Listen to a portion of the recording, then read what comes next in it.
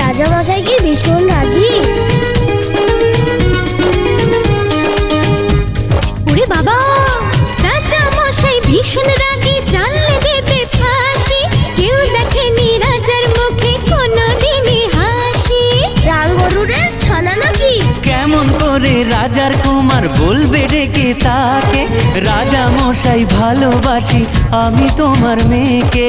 তাহলে তো ভীষণ বিপদ। এখন কি করে বলে সে আসল কথা, ভেবে ভেবে রাজকুমারীর মনে ব্যথা। এক যে ছিল রাজার কুমার।